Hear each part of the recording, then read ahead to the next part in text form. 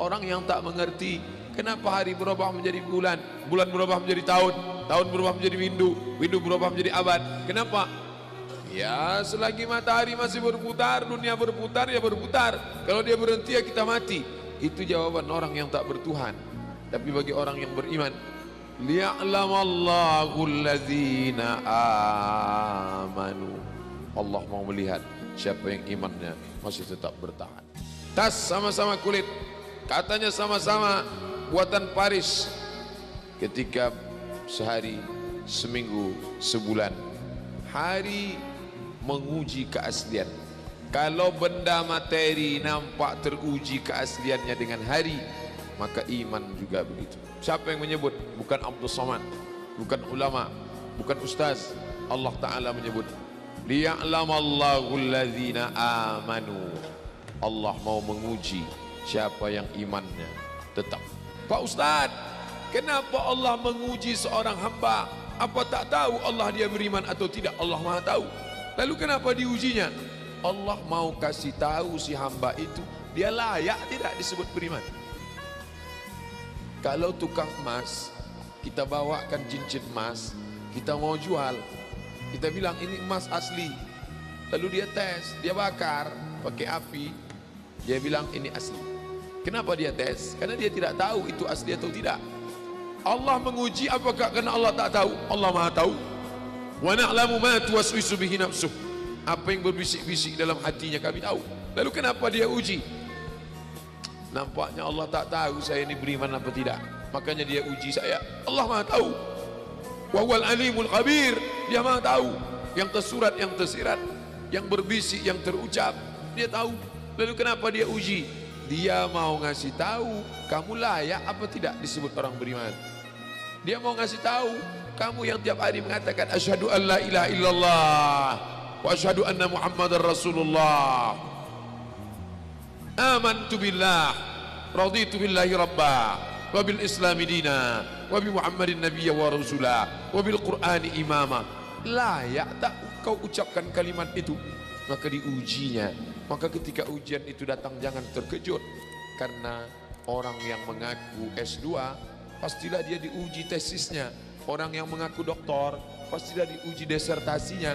Kalau ada mengaku doktor tapi belum menulis disertasi berarti palsu. Kalau ada mengaku layak menjabati suatu tempat tapi belum teruji berarti palsu. Yang palsu tak layak untuk menerima hadiah. Bapak Ibu yang dimuliakan Allah Subhanahu wa taala, maka ketika ujian itu datang pada hari silih berganti itulah datang ujian. Wala nabluwannakum bisyai'im minal khauf. Kami uji dia dengan takut. Ujian yang pertama khauf, takut. Yang kaya takut miskin, yang senang takut susah, yang sayang pada anak takut anak mati, yang sayang pada ayah takut, yang punya istri takut istrinya meninggal, yang punya suami takut suaminya mendahului dia. Takut. Apakah takut itu bisa membuat orang menjadi kafir? Ya. Saking takutnya miskin menghalalkan segala cara. Artis ingin eksis di panggung hiburan, maka dia buka yang tidak semestinya dilihat oleh bukan mahramnya. Apa yang membuat orang takut? Takut, takut, takut. Walanabluwannakum bisyai'im minal khauf. Kami uji kalian dengan rasa takut. Wal ju', lapar.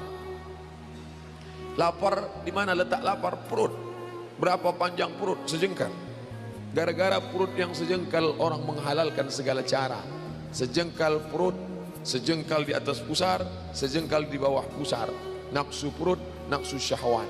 Kedua-dua nafsu ini membuat orang menjadi menghalalkan segala cara haram. Walanabluwannakum bisyai'im minal khauf wa naqsim minal amwal wal anfus. Mati, sakit, takut mati, takut sakit, takut susah, takut melarat. Wa thamarat, takut buah-buahan hilang, takut paceklik, takut kemarau panjang, sampai-sampai meminta kepada setan, sampai-sampai memandikan kucing, sampai-sampai membuat sajen. Gara-gara apa itu semua? Takut, takut, takut. Wa basyiris sabirin. Berikanlah kabar gembira kepada orang-orang yang sabar. Siapa itu? alladzina idza asabathum musibah, orang-orang yang ketika dia ditimpakan ujian itu, apa kata mereka? Qalu, mereka berkata, inna lillah wa inna ilaihi rajiun.